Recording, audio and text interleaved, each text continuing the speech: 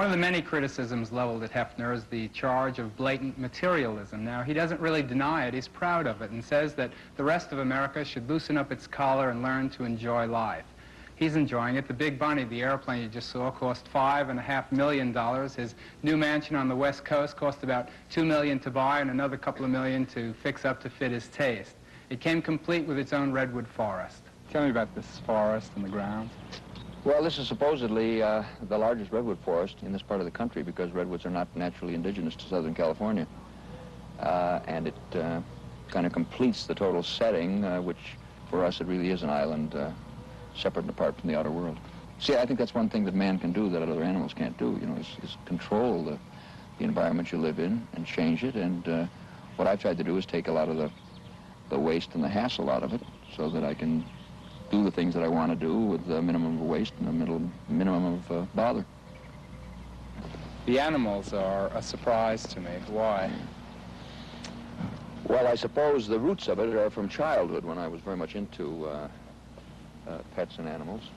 Then I discovered girls and animals lost out for a while. Now I'm back to, I found there's room for both. Well, we have a number of smaller monkeys living in the trees, but this is Yogi. Hello, sweetheart. Come here, baby. Come here. Oh, yeah. Oh, drink your Coke? Oh, yes. Oh, yes. Oh, that's the funniest thing I've ever seen. This is Yogi, and that's Terry, who may eventually be his mate. He's a little too young to be thinking about that now. But here, you like bananas? Oh, do they ever. I'll hold the Coke. Here you are, baby. Come here, Terry. Come here, sweetheart. How do the neighbors feel about it? Well, we have a few problems. There's a golf course right across the way here, and Well, they really... they sometimes get over and grab the balls. That's not too popular. They're tasty, huh?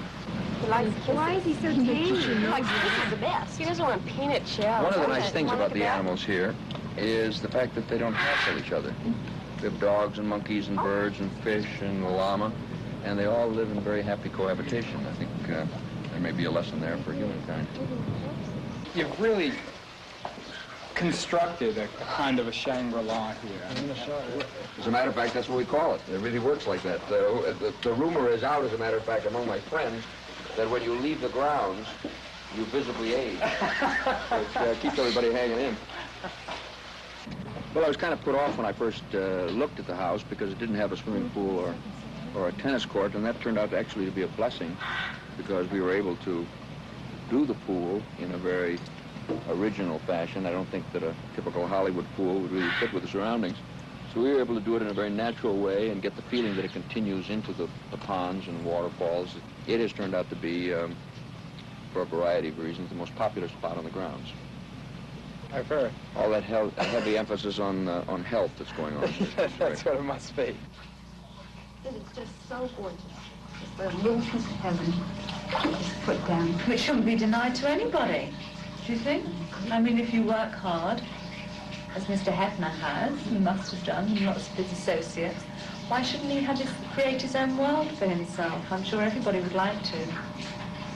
Well, how do you view yourself here?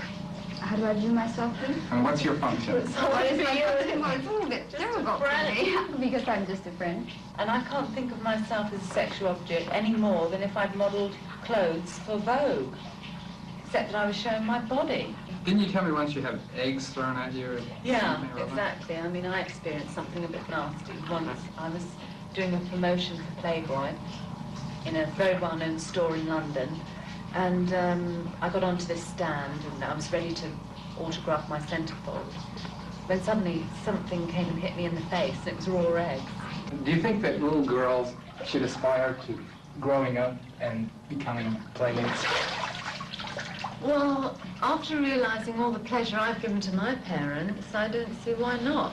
I mean, it's the best thing that's happened to my dad. He keeps all my clippings and he grabs the neighbors to show the new photographs in the newspapers, and he just loves it. Is this part of the environment that you were talking about, you know, with your plants and your birds and your llama? Well, obviously, one of the things that's very nice about this has a little higher priority than the llama, I think.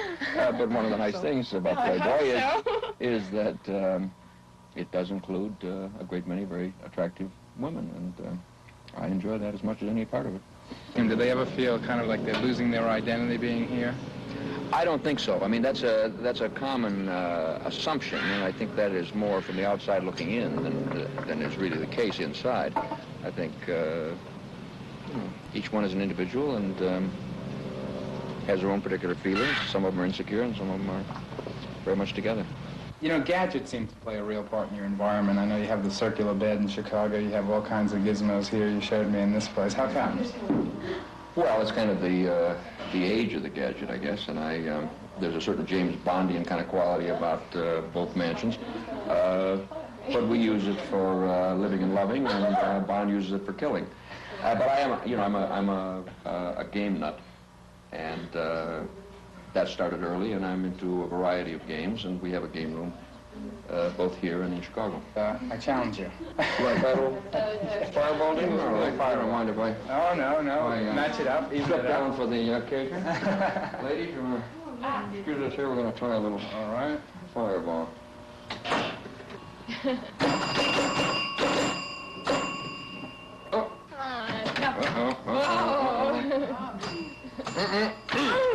If you get that ball right here, down, you have 2 in action. All right. So you get more points. I'm a big tilter, though. Oh, don't tilt. It's not too good. Oh. This game is like backgammon. You never know till the last ball. That's right. This game is... Oh, good. Good. Flipper. There we go. I have an idea that this is going to be a big ball. Give the out-of-towner a chance. Please, don't breathe on. Don't breathe. Don't get near.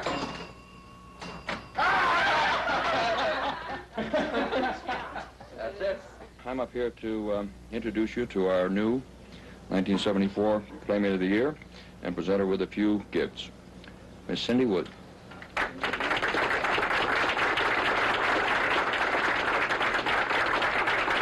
I'd like to thank everyone involved with what's going on today. I can hardly believe this is all for me. Thank you.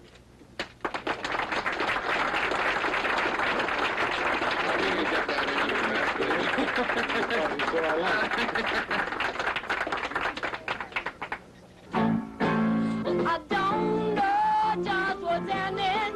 I can't tell just who's to blame. But two forgiving people can be so in love again. Stop breaking up a happy home. Oh, darling, stop. I never was much good alone. Oh, listen, baby, don't turn your back and walk away. Don't do it, no. Stop. You're breaking up a happy home.